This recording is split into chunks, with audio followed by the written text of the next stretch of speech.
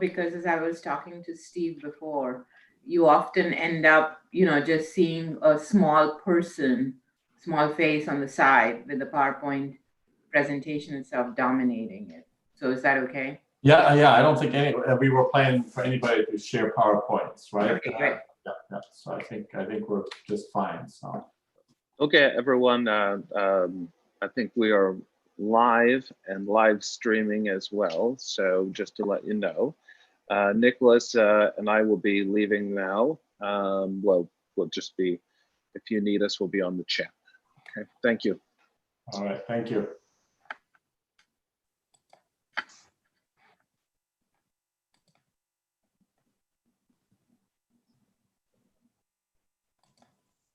So you can see in terms of participants, and then there is a chat function and a QA function as well. And that will be open to all participants which are beginning to log in. So.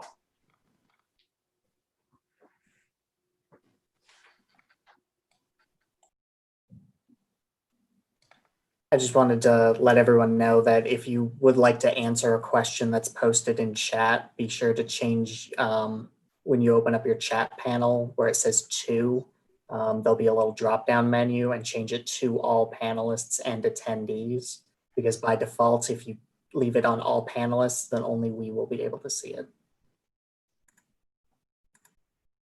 So it looks like the ceremony just concluded on their official website. So this is typically a time that people will jump onto the side events. I believe there's one other side event that's parallel to ours.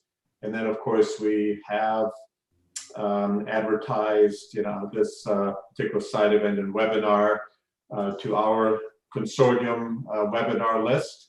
And it is a free webinar that anybody can log in, so it's not required that people have previously registered for the World Food Prize 4-log dialogue, and so that will open up the participant numbers, participant list, and also the diversity of people participating, and really from all over the world. So we look forward to them doing that. And I know, Kyle, you will provide the start here for us, and then I'll make some opening remarks, and then we'll go around the panel here in just a few minutes. So.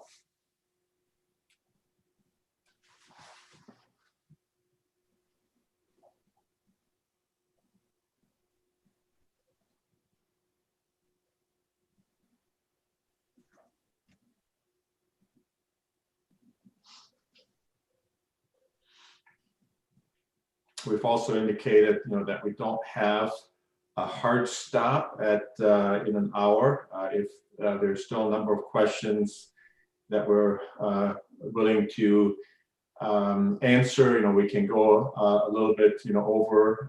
Again, some people may jump off to other side events. There's another session, but others, may just be interested in staying and getting some more answers and questions posted. So.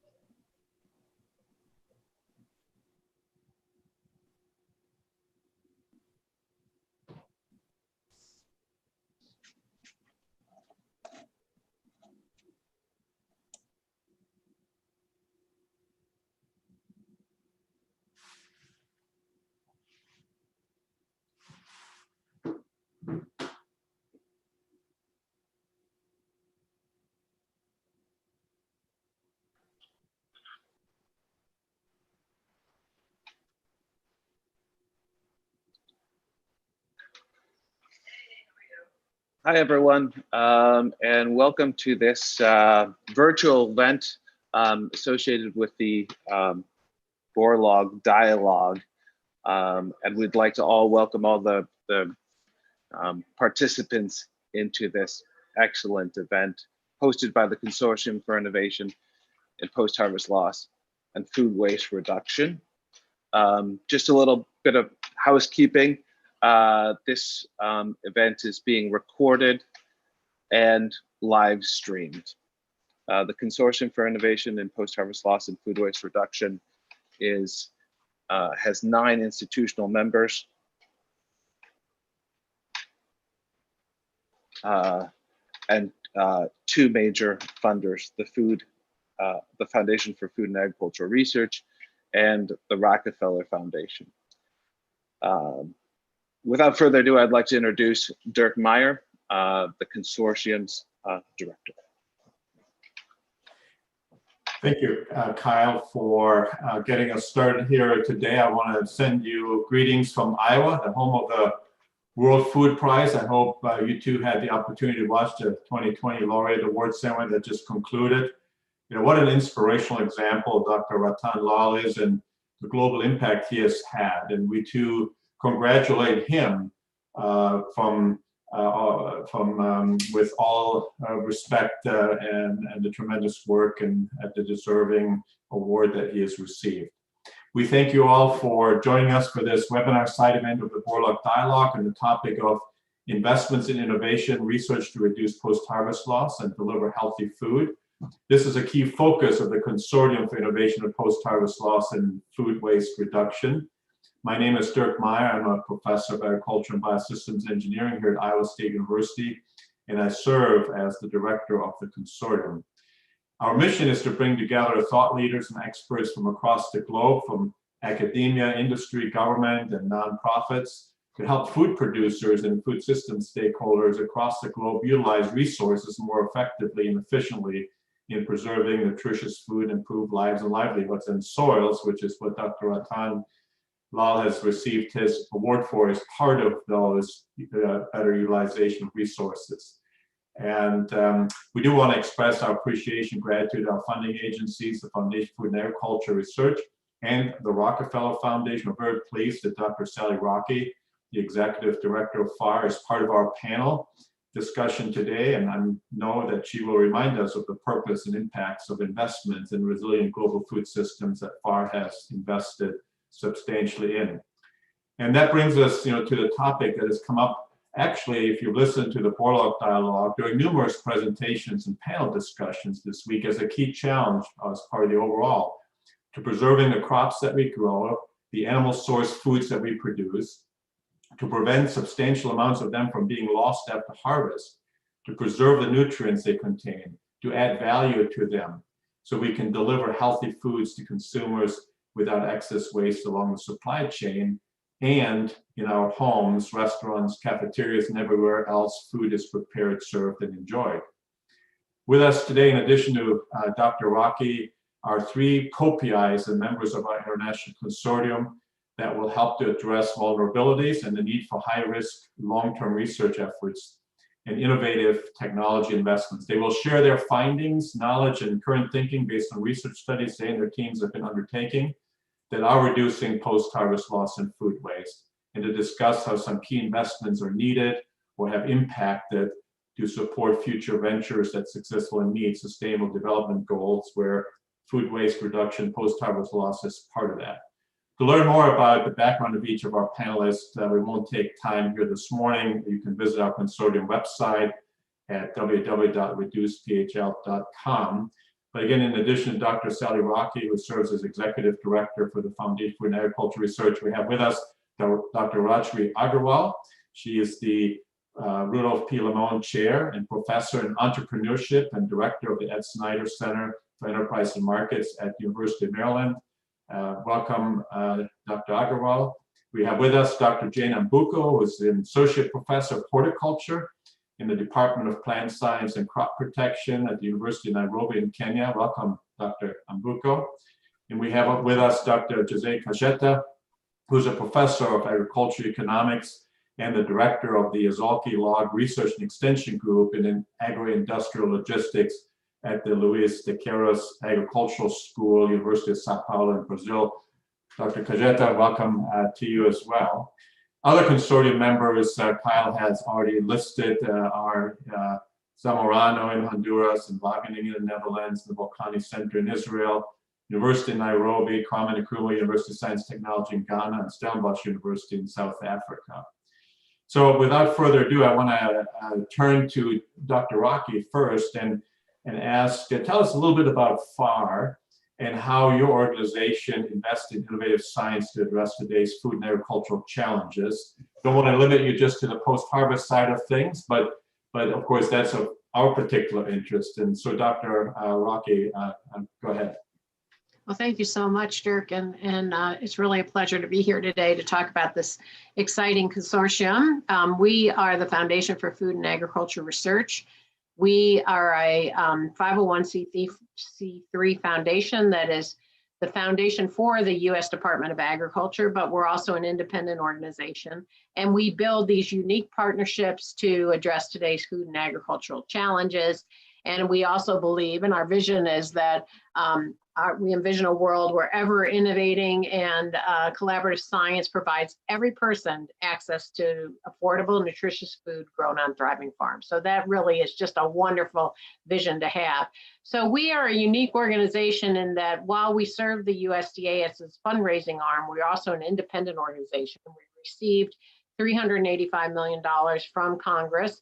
And not only do we aspire to have public-private partnerships, but we're required to have them. For us to spend our money, we must find non-federal sources to partner with. And this has really opened up the door to just an amazing assortment of partners like our partners we have here in the post-harvest loss collaborative that really share our vision and goals. And so we have as one of our big challenge areas food waste and food loss, and what could be better than to join this group of really talented people and organizations around the world who are looking at how we can minimize food loss at the post-harvest. At post-harvest, I mean, we do a lot of work on pre-harvest. A lot of the loss comes, and this was an opportunity to really look globally at the post-harvest issues. So we do form a number of consortium besides doing work in other ways. This is our 6th consortium. Actually, we have 6 consortia going right now, and we're really delighted with the progress that we're going to have. And just as a follow-up, you've talked a little bit about the post-harvest component and food waste reduction, but what's your motivation to investing in this as more of a global initiative beyond the general focus of many efforts by FAR that are more US centric? Well, we are focused. I mean, our main focus has been U.S. With that as our charge. However, we believe, of course, agriculture has no borders, and the issues are global. And this was really an opportunity to have a global perspective on this, not only for what we could provide and the learnings that apply globally, but also how these learnings could also apply to the United States as well. So it was really just dynamic, a group of organizations of people. So we were happy to join this. And actually it was one of our earlier consortia that we formed. Yes, thank you. And we talked about that a few years ago at one of the World Food Prize events. And so that's kind of interesting to come and now be able to have a side event on this consortium as a result of that. So thank you. You're muted, Dirk. Clicked on the wrong button here. Dr. Agarwal, you have had many years of work in the area of entrepreneurship and human enterprise. You want to comment a little bit for us on that entrepreneurship, human enterprise for further economic development, and in particular, how that applies to the post-harvest and food waste realm? You two are muted, so. Thank you, Dirk, and thank you, Sally, for supporting the consortium and all of the work that we're able to do as a result of it. Dirk, to get to this issue of, what is the role of entrepreneurship and human enterprise to further economic development, it's helpful to just step back and think about how has economic development historically been viewed. And it's generally been viewed as a technology problem. Developing economies lag behind developed economies in the widespread adoption of technologies, let alone in the introduction of new to the world innovations. And this view has often also been bolstered by a macro view at a systems level, which requires us to think in terms of foreign aid, government intervention, and that is what is important and required in the developing world. As a result of it, historically, almost all aid efforts were directed towards piloting programs where new technologies were made available either through nonprofit or through public agency support. And of course, the technologies worked in a pilot setting. But once the aid ran out, the technologies started to lay fallow. In fact, Jan Rosenblum from Microsoft Foundation has often said pilots never fail, but pilots never scale. Well, why? Because the aid efforts were focused on solving the problem with technology, but not necessarily on how it could be scaled and sustained through independent effort. And this is where the role of enterprise and markets was largely underappreciated. Our research is showing that investments in creating robust markets and in providing training to enterprising people enables both scale and sustainability. And this is true for both food supply chains, but also for other technologies. And so I'm going to illustrate this with just using two examples, and one very deliberately in the non food sector to show how the principle itself is universal for all developing economy issues. So, post harvest storage systems are, of course, critical to preventing loss. And there have been several technologies that are age old in developed economies. Yet, even when they were introduced in many developing countries' setups, they failed to scale. But we can learn a lot from two recent efforts, one by the Swiss Development Corporation in Honduras, and also by the Gates Foundation in Africa, as they experimented with introducing new technology. However, the focus here in both cases was not on the technology per se, but on the human enterprise.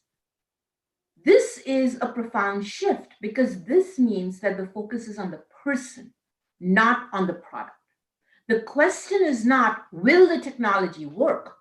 But more importantly, will the end consumer, the smallholder farmer, the person that is utilizing this crop so that they can sustain and survive over the non-harvest period, will that consumer be able and willing to use the technology? Now, this enables you to leverage the local entrepreneurial spirit and innovation rather than just the transplanted technological solution. As a result, what we've seen is that aid agencies that focused on identifying and addressing bottlenecks that prevented robust markets from being created, and those that provided training and education to local farmers and even artisans so that they could leverage their own private enterprise. You could develop an entire industry that would thrive even after the aid efforts were withdrawn. The same principle applies, by the way, in the introduction of mobile money in developing countries, which has enabled billions of people to achieve financial independence and security. There, too, what we're finding is that the mobile money technology, interestingly, was introduced simultaneously in both developing and developed economies. So, this is a new to the world innovation that really took off in the developing regions themselves. And by the way, this was not developed country multinationals that were leading the effort. Yes, they were present. But what our research is showing is that the developing country startups, those that were enterprising and small, they actually partnered with the major telecom companies. And in doing so, they were doubly disadvantaged on the one hand, right? You would say they're small and they're from developing countries. So, relative to startups from developed countries or the multinationals, they would be at a disadvantage. But what we found is that in terms of the impact that these enterprising startups have had in worldwide diffusion of mobile money, they overshadow, we call them the Davids that overshadowed the Goliaths. And the reason they were able to do so is because they were nimble and they focused on problem solving and adapting to local conditions. So for me, these are inspiring examples of how human enterprise and creation of markets can address economic development and enable human flourishing. Yeah, thank you so much, and we'll come back to some of this here as we go on in our discussion. And you know, speaking of markets and speaking of crops, I want to shift to Dr. Ambuka. Jane, are you with us? Okay. Yes, I am. Great, Yes. great. And so I want to make a transition here from what Rajshri has shared with regard to markets and entrepreneurship and mobile money and those types of aspects. I know you have worked with smallholder farmers in Kenya extensively in the mango and other perishable value chain. How are you applying your knowledge and experience in horticulture and post-harvest management to address some of those challenges? And what have you been observing as you're trying to help them add value to their produce and get access to markets? Yeah, I just to follow up on what Rajshi has said. It's true that I work with smallholder farmers, especially the ones in the horticulture sector, and they have serious challenges that, of course, we think technology should help. We think technology should help, and indeed we've conducted research and found technologies that could help, the challenges that these smallholder farmers face. But like Raj has said, the issue is we know there are technologies that should help these smallholder farmers. But then the question is, how do we get these technologies to the farmers and get them and let the farmers also know that, in fact, if they were to adopt or apply these technologies, then it would address some of the challenges. So in horticulture, we know that we focus a lot on improving production. Yeah, we've encouraged our farmers to use good seed, to use fertilizer, and to produce, to increase productivity, yield and quality. But then the smallholder farmers, when they have produced, they are almost at the mercies of the traders. So the question then becomes, how do we have this? Okay, they can produce. And I always say that, we make no mistake about this, that our smallholder farmers can produce. If they know that they'll get a market, they will produce. But then the challenge they have is that after they have produced, sometimes you find that, the farmers, a group of farmers or farmers in a locality are producing the same commodity. So that when there's overproduction, then they're faced with excess and no market, and so they are the masses of traders. So for us, what we have done, what we're trying to do, having identified applicable technologies, one, to help these farmers access market, to help these farmers add value to their produce, so that then they can not only, ensure that whatever is produced in excess during the season is preserved for longer term use, but also, there's more value from their produce when they process. So over the years at the university, we have done what Raj is saying, conducted research, identified technologies. We've even done the pilots that you're saying, the pilots, they never fail. Indeed, they never fail. But then the question then has been, how do we ensure that what we've done on pilot at the university or in research stations benefits the farmers? So with support from the Rockefeller Foundation in Kenya, we established smallholder aggregation centers. This was supposed to be, us moving from our research and from our pilots to the farmers to show them, okay, so you have produce. We've worked with mango, we work with vegetables. So you have mangoes, which is seasonal. How can you store them first of all, as smallholder farmers who really handle very small amounts of produce, how can you, as a group of farmers, pull your, your produce together to help you access market?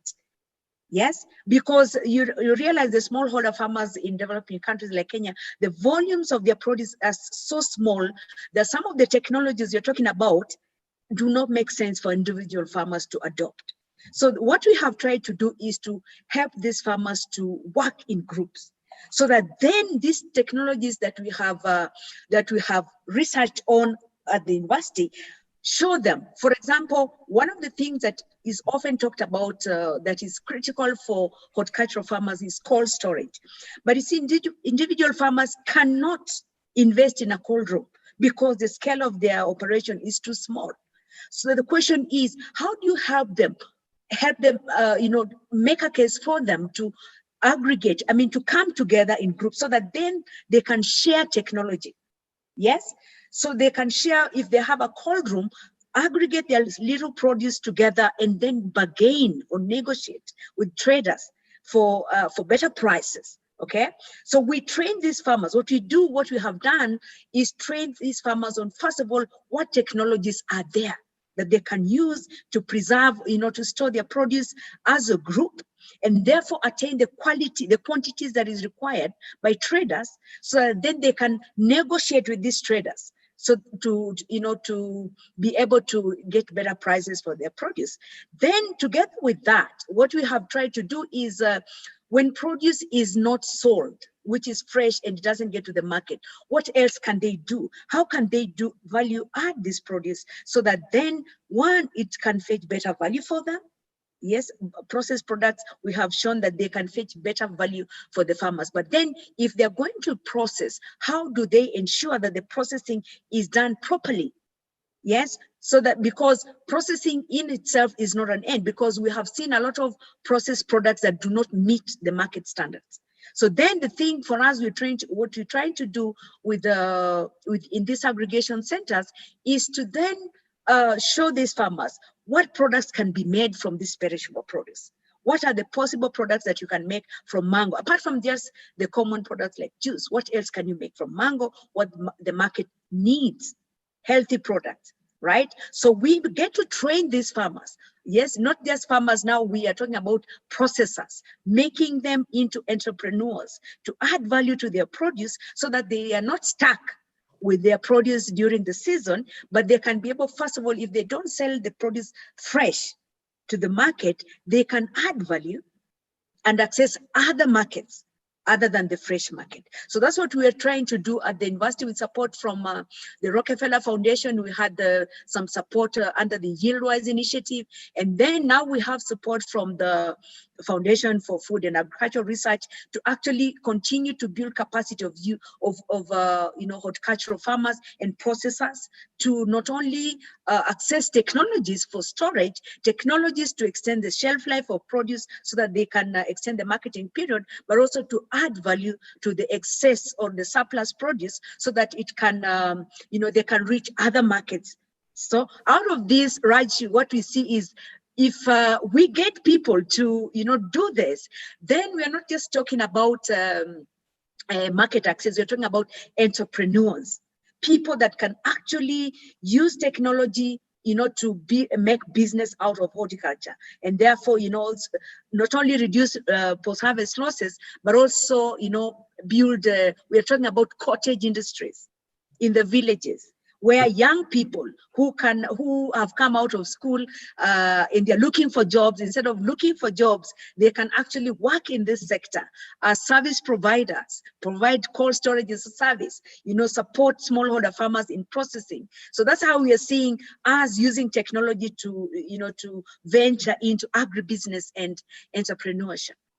So Jane, thank you so much, and we'll come back to some of those aspects here shortly. But it also, you provide an excellent segue into the topic that Professor Cacheta Jose is so familiar with and has really been part of over the last few decades in Brazil in terms of logistics, transportation, and the agro-industrial processing. And we've heard a lot about adding value to crops. We heard a lot presentation throughout the Borlaug dialogue so far, including all the tremendous progress that is being made in Africa in that regard. Jose, what are some of your perspectives based on your knowledge and experience in terms of increasing and improving efficiencies and resilience in the global food system? Okay. First of all, I'd like to thank the organization of the event for the invitation.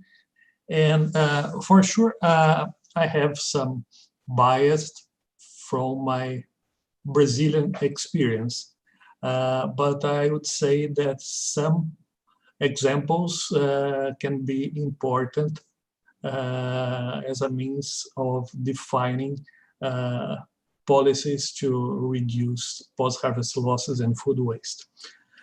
First of all, it's important to put Brazil in this context. Brazil produces a lot of agricultural products. Last year, more than 240 million tons of grains, basically corn and soybeans. If you put together sugarcane and some other cereals, you can reach easily 1 billion tons. This amount represents, let's say, around 200 billion US dollars. And the first problem, imagine that this amount of cargo is moved mostly by trucks. You have a freight account of more than 20 billion US dollars, 10% of the value of the revenue. If you put this in road trips, something around 40 million trips per year using bulk road trailers. So because we have this very clear dependence on the truck, on the road transportation, not much of rail, not much of waterways, we are facing already a financial loss.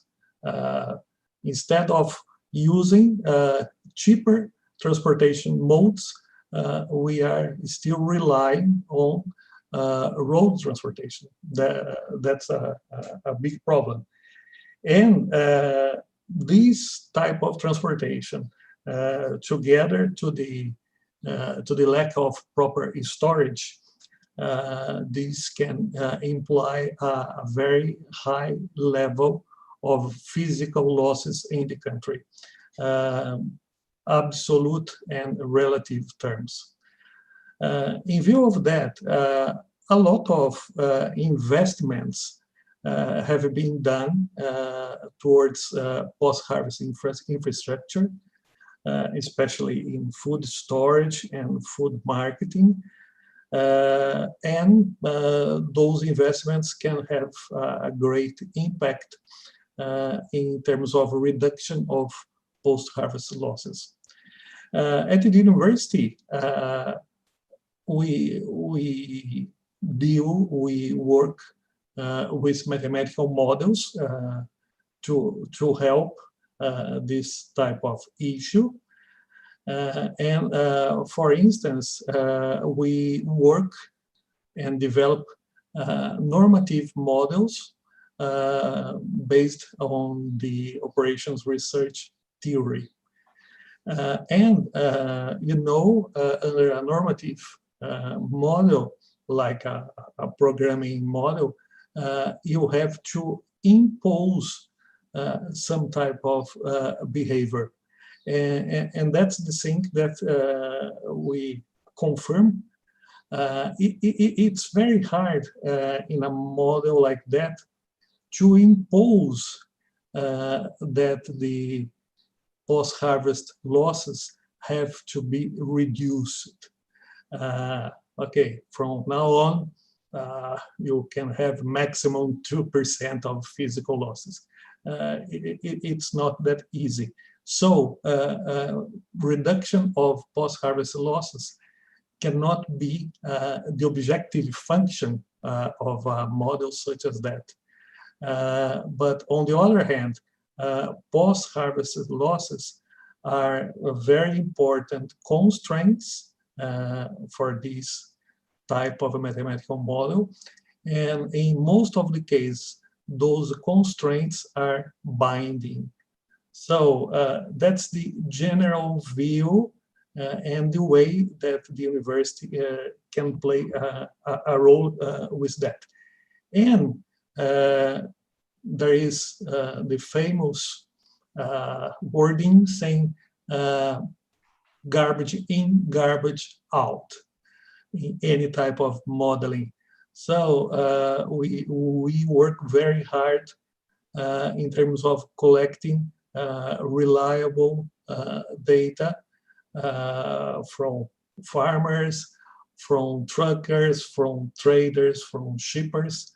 And this can be a very good manner to avoid biased, bad decisions, and considering again the reduction of losses as a binding constraint. Well, thank you so much, Jose. And I want to turn next back to Sally and kind of transition to a question also that our Associate Director Steve Zonka had posted in the chat, but it goes together with the example that Jose is talking about, also the comments that Jane made are very reflective of collaborating with farmers, with the industry, with gathering data that's reliable, and of course FAR, you mentioned invests in partnerships, right, and so forth. What do you think? What would you share as some observations and perhaps suggestions, particular as we think about many of our collaborators in this international consortium, and also many of the people on this webinar are in lower income countries who are oftentimes we look towards aid agencies and foundations and government, to kind of make these investments. So you're emphasizing a lot private investments. Could you comment on that a little bit? Yeah, I think that there's great opportunity to include the private sector, including corporations and others that are invested in this space, and particularly as corporations have a vested interest in the success of their international programs and the work that they do internationally. So that's really important. I would say one of the issues is, I think one of the strategies is you decide on what issues you're trying to find, and then you have the partners that come together to try to do it with you. And in this case, in our consortium here, we are primarily talking about academic institutions. One of the most important aspects of any collaboration where you're working with real world problems is to engage the farmers from the very beginning of the concept and what we call co-create the programs together. So if you can have farmers in the mix to try to figure out what are the priorities for the program from the very onset, then you usually do better. Because we form public-private partnerships, we're generally at the further end of the application. By having your partners right there at the table, you assure that the outcome of whatever research or programs you're supporting is applied as quickly as possible. But I just want to stress the importance of having the stakeholders at the table in the creation of the programs. That is of ultimate importance. We do that with all of our programs. We have them in at the beginning. There's a co-decision making, there's co-creation, and then the outcomes and the success of the program are all shared together, as well as if there's failures, but if there's success, you're all sharing in that success. So I can't emphasize enough to bring the partners together that have the same shared goals, but make sure that you have the agriculture community right at the table in co-creation. Thank you, Sally. That is very helpful. And Rajri, kind of coming back to you here, and also, you have some tremendous examples as to where you have worked with stakeholders, and even as you move forward with your team, you're bringing together a project going forward in Tanzania. I don't know whether you want to comment on that, but I think it's also reflective, you know, of the topics that we're talking about. Yes, and in fact, to piggyback very beautifully, I mean, you must be orchestrating this, because where Sally left off is exactly where I would love to pick on again, right? So Sally, one of the things that I really appreciated that you said is the importance of co-creation. And of course, Jane in her comments was also talking about how it is so critical for you to not just sit in, you know, and as academics, we often tend to want to sit in our own ivory tower, make our assumptions, have our hypothesis, and then of course it's going to be tested, and of course it's going to come true. And as Sally's talking about, it is so important to really adopt this co-creation model, because you don't know exactly which of your hypotheses will bear out and which won't when you're going in to practice it. So, you know, following up on this, there are 2 or 3 things that we're doing in order to truly understand and in fact advance the role of enterprise and markets in you know, the post-harvest loss arena, particularly in Africa. So one of them, and Jane, this would be a great conversation to have offline as well, is for our research team to actually go to Kenya. And in that YieldWise initiative, we interviewed the farmers who were on the ground adopting these technologies. And one of the things that's coming out as an early result is, not surprisingly, which farmer is engaged in the adoption of the intervention matters hugely. And this is something that we kind of take for granted, or we almost assume away. But the role of the individual farmer, their own enterprising initiative, their aspirations, their abilities, is coming out to be front and center based on who is likely to adopt, and more than adopt, even scale and grow, versus those that might just dabble with the intervention but not necessarily take it to heart and take progress. So, you know, that kind of qualitative insights then allows you for even future interventions to pay much more close attention to who may be the lead users or in the intervention that you should be targeting, so that you can ensure that others will follow as well. So that's one study. The other study that I'm really excited about, Dirk, which is what you were alluding to earlier, is this randomized control trial that we're going to be launching for the first time in Tanzania. We're in the planning stages of this particular research/engagement combined experiment. And what we're doing here is this notion of, you know, in the United States, for instance, we use the lean startup methodology as it relates to starting off new firms. This particular project is not so much focused on starting or solving problems, but it is really focused on how you can scale and sustain issues. So even after you have shown minimum viability, you need to still now focus on how you're going to grow. So to Jane's comment, you know, each of these smallholder farmers or small agribusiness enterprises may have such a small scale that most of these technologies may not necessarily work with them. But what we're looking at is, what are the decision making under this uncertain environments that these small and medium level enterprises are faced with. This is not routine, you know, should I, you know, kind of mathematical modeling type of a thing. This is seriously, I mean, should I go for the local market? Should I go for the intermediate market? If I use this technology, who are the people I should be hiring? What would be the choices? So here the entrepreneurial training is really about giving them the scientific method. Now, lest you think that a scientific method requires PhDs and, you know, high-level education, that's not what we're talking about. Scientific method is really about asking the why. Instead of saying, you know, this is my hypothesis, this is how I'm going to do it, and then I'm going to have, so what, these kinds of results. This is asking all of these entrepreneurs to pause and reflect. Why do you think that this option is indeed the best option. And so, in addition to doing, we're also encouraging them to start about thinking and reflecting and using this hypothesis approach to test assumptions so that if they do fail, they'll fail fast. And most likely, they're going to actually fail less often. This is a research enterprise which includes agricultural economists, entrepreneurship and strategy scholars, and of course, we're going to be co-creating with the farmers and the small enterprises as we're going along solving these problems. Researchers from Maryland, from Illinois, from Bocconi University in Italy, from Sokoina University in Tanzania, we're all involved in what Sally is calling this co-creation model, where we don't assume to know the answers, but we're definitely involved in creating frameworks to help solve problems.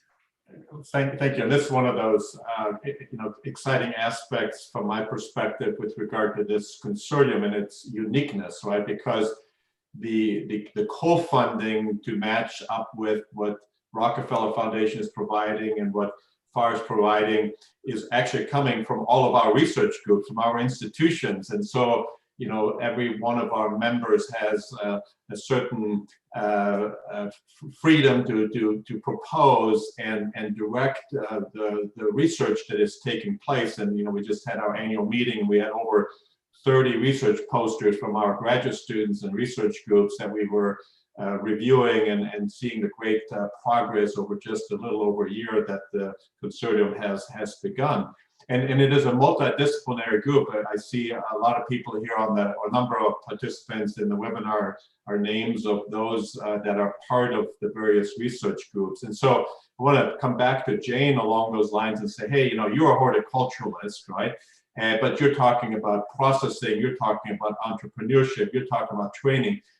How do you, as a horticulturalist, who do you need to bring together in order to make that happen? With the training and the entrepreneurship, and what are some lessons learned, perhaps, that others can benefit from your experience of what you have done, what you've accomplished, and what you're working on as part of your research at Nairobi University? Okay, so I like the idea of co-creation as it has been voiced by Sally and Raji, that it's a word that we have embraced as a team, because like I said, usually we work in our ivory towers with our thinking that this is what farmers need. But what we've done, for myself, I'm a horticulturist, but working with farmers, I realized what they need. For example, we're trying to introduce low-cost cold storage, like using evaporative cooling technologies. I'm a horticulturist. I have no knowledge of how to. I just know we have evaporative cooling technologies, but how to create them or how to build it is not the work of a horticulturist. I need an agriculture engineer. So my team has, this diverse expertise. So far at the University of Nairobi, what we've done as part of us reaching out and co-creating products for farmers and processors is, one, we have established a small scale processing hub, or rather a food processing hub at the University of Nairobi. Now, like Dirk, you've said, food processing is food science. So my team also has food scientists. So what we have done in the spirit of reaching out to processors and co-creating with them what they want, because we can create anything. We are researchers. We are food science. My team has food scientists. They can create all kinds of products from all kinds of raw materials. So what we have done is we are operating as a hub with experts in food science, experts in ag engineering, and myself in horticulture. We even have economists in my team. So what we've done at the hub is we get the people who would be, we call it the spokes, the people who would benefit from training in processing, that they would apply the training to become entrepreneurs or users of the knowledge that they have gained. So we identified potential processors in the field or private sector. And the purpose of the hub that we have at the University of Nairobi is to work with these users or potential processors, and they tell us what products have they seen. For example, we are working with a group of farmers that is trying to reach the market with the diverse mango products. So they have challenges of the products meeting the market standards. So what we do as a research institution is to help them optimize processing of the products that they want, that the market wants, so that that product meets the requirements of the market. So that is a way of, like, we just before the COVID struck, we worked with these farmers, with processors, to train them to make like up to 8 products from mango. And the purpose for us is to expose them to what is possible. What can you make from mango? So that from there, they can pick, let's say, one of the products that that caught most of the trainees' attention was mango wine. Nobody knew that you can make such a perfect wine from mango. So some of them now are coming back to ask, okay, now we want to, to specialize. We want to, to delve deeper in making mango wine.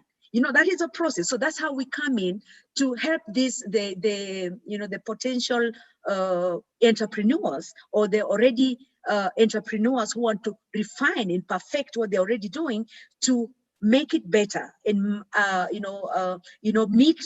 create a product that has the right qualities for the market, or a product they've identified the market. They're saying, what, can you help us make this product? The market is there, but we don't know how to. So us as the hub or as the research and development institution, we help them to create that product. So that is our vision, to create entrepreneurs out of the hub. Then on top of that, I mentioned we also have a unit where we are training, we vision to train entrepreneurs in technology for storage. So what we have in that unit is various kinds of technologies which can be adopted for various regions. So what we envision to do with this is to bring on board, people are actually already coming, this unit is not even commercial, but people are coming to say, okay, we have this kind of technology here. How can I make this for a group of farmers in this place? So for us, what we want to do as a training institution is to train people who can actually create this technology, so that people in the villages or the users of this technology can then have access to it. So that is a way of not us now going to do everything in the field, but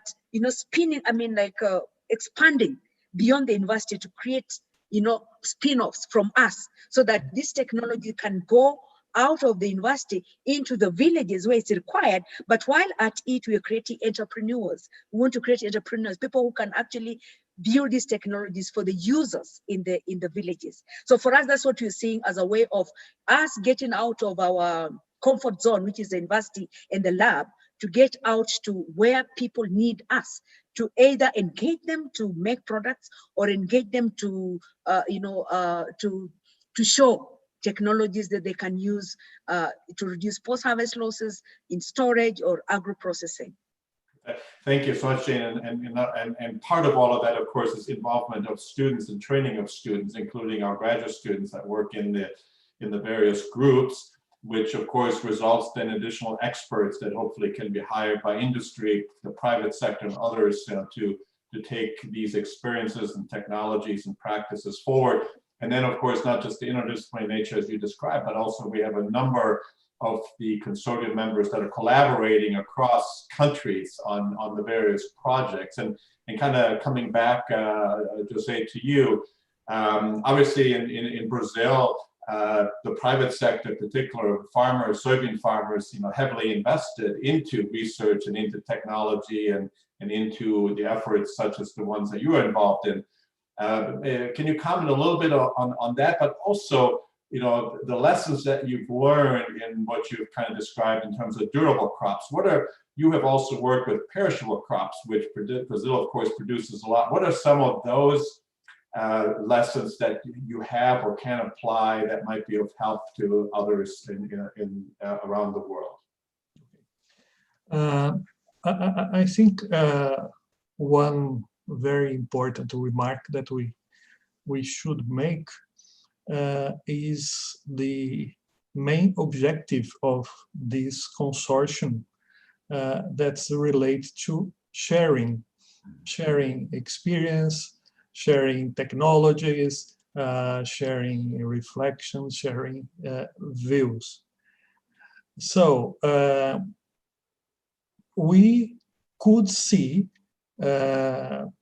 outside Brazil good experiences in terms of reduction of post-harvest losses for both perishable and non-perishable crops. And for sure, technology was important, but I would say that management, social issues were also very important to make such experiences very successful. So, for instance, you have countries that can move the production, not traveling long distances over roadways. That's a good thing.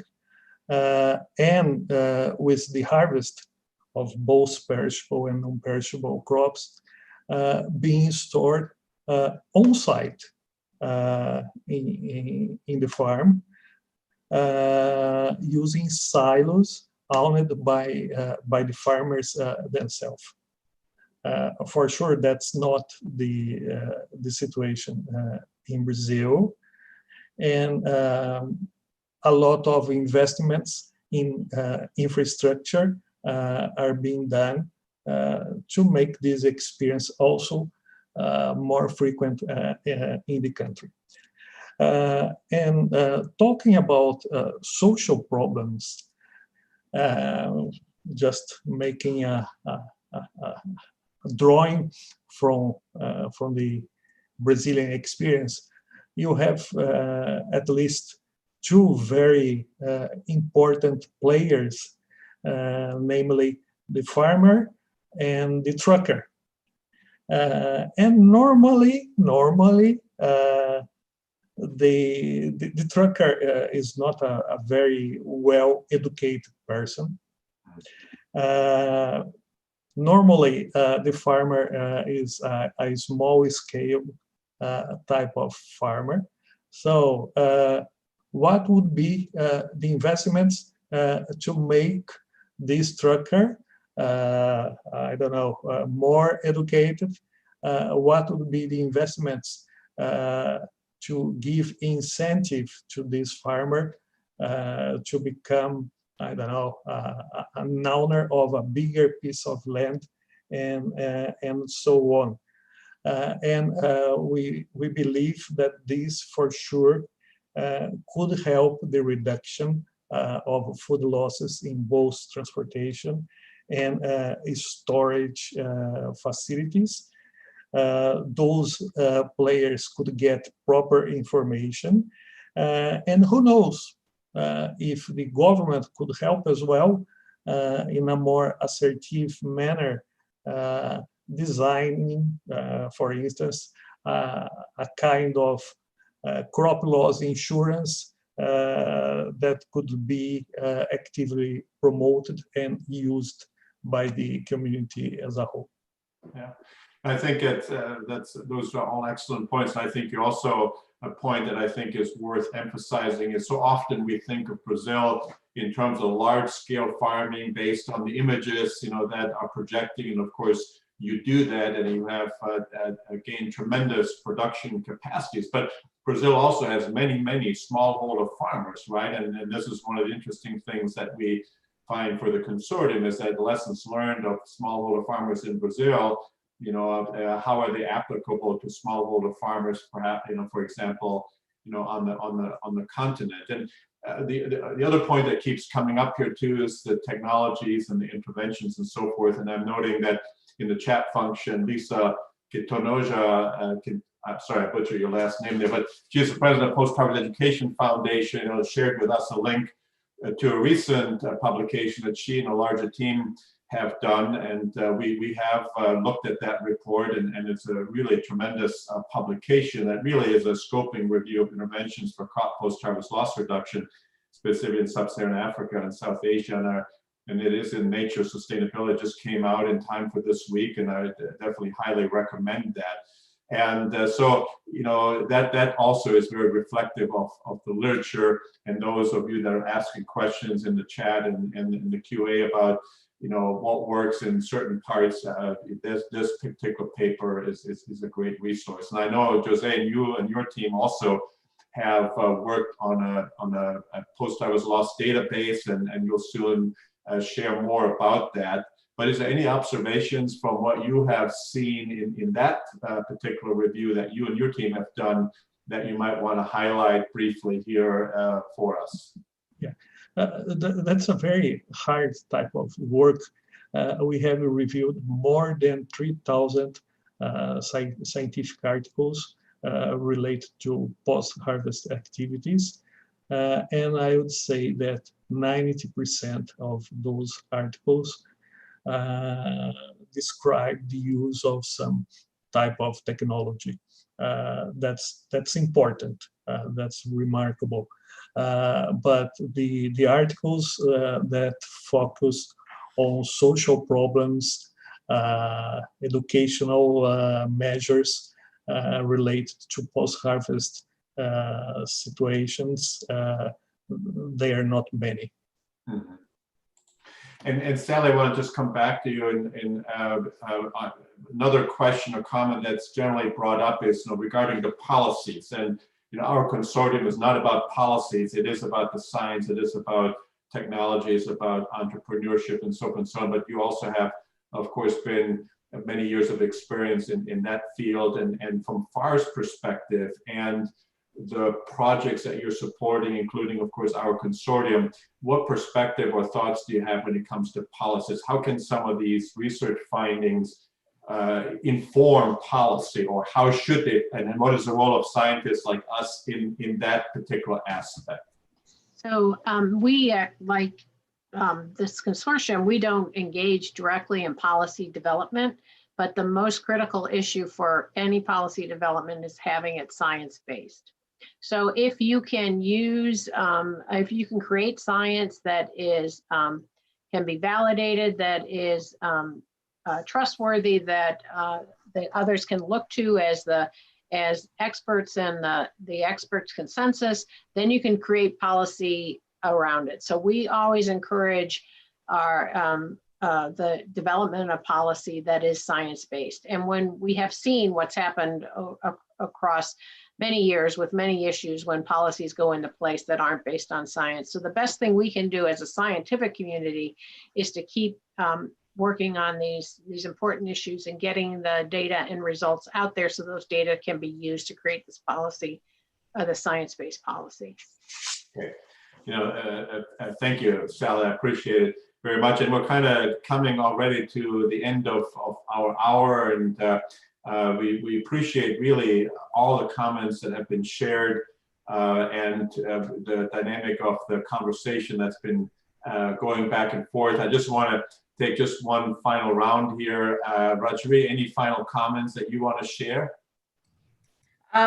Well, really, for me, let me be very honest here. I started off leaving India, coming into the United States. And for most of my scholarship, I have focused on developed economies and technology innovation and adoption across multiple different sectors in the United States largely. And the consortium, and I really appreciate the help, Sally, here of FFAR, is providing me the important learning opportunity and creating new science, Sally, about, what does it take, rather than making the assumptions that either entrepreneurial energy is lacking or the systems are lacking. In fact, one of the things that I'm finding through this new research that we're doing is that resilience, entrepreneurial spirit, can-do attitude, grit, and determination is in spades in the developing economies. And for me personally, it's been a very inspiring journey to be part of efforts that truly make a noticeable impact in areas where we most need it. And it's truly inspiring, and I'm learning a lot from engaging with the entrepreneurial people that I'm meeting there. Well, thank you so much, and for being part of this panel. Jane, do you have any final comments that you'd like to share with us? Yeah, I think what I'll just say is that I think there's always assumption that we in academia just do research for research's sake. But so I know recently we were told that one of the donors told us they are not funding academia anymore.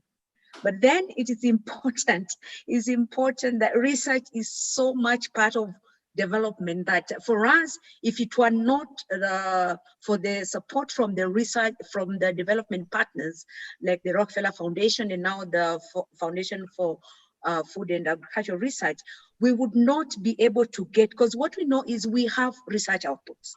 We need to get them out there. So there's adaptive research that has to happen, and there's innovation that we have to create to address the issues.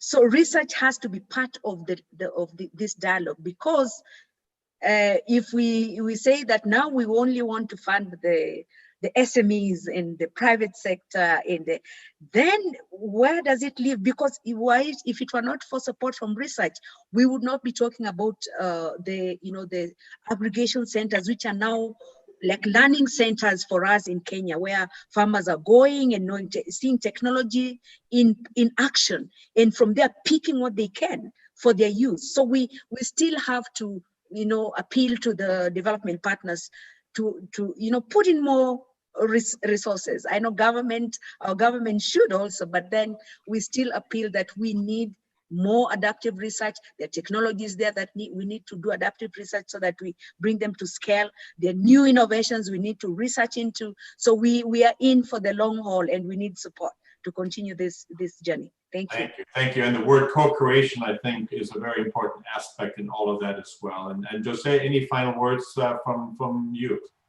Yes, I would say that we have the job of getting the information very quickly, and we can do this using the public actors and the private actors in a very integrated manner, and this could consolidate again reliable data for good decision making. Thank you. And Sally, thanks so much again for your vision in seeing post-harvest loss reduction, food waste reduction as an important topic, and putting funding behind it in this creative manner. Do you have any final thoughts? Well, I'd just like to say, really it was an honor to support this consortium, because it's an example of how far envisions funding science that's really going to make a difference. And we love the idea that we are on the ground, boots on the ground, working with farmers to solve issues that are pressing for them. So thanks so much, and we're really looking forward to all the results that emerge from this really dynamite consortium. Well, thank you all of you for your thought-provoking comments, and wish you continued success. We really thank the World Food Prize Foundation, the Borlaug Dialogue, for the opportunity to hold this seminar side event. Again, coming back to the words of Dr. Lalde, 2020 laureate, he emphasizes producing more from less, and we absolutely concur. Our focus is on preserving that more that is being produced from less, so it's not lost and wasted. And that's a very important focus on. I also want to thank our consortium team for organizing this session, Dr. Steve Zonka, our Associate Director, and Nick Appleton from University of Maryland, and Dr. Cassidy McGee and Kyle Perman from Iowa State. And last but not least, I want to thank all of you for participating in this webinar, for your questions and comments, for your interest and commitment to reduce post-harvest loss and food waste. Stay in touch. contact us, join us on our website, on our newsletter, and let's continue to work together on preserving nutrients, improving livelihoods, and realizing an efficient food system around the world. And so with that, we're going to sign off, and again, thank you all, and wish you a great day and rest of the week. Bye-bye. Thank you. Bye.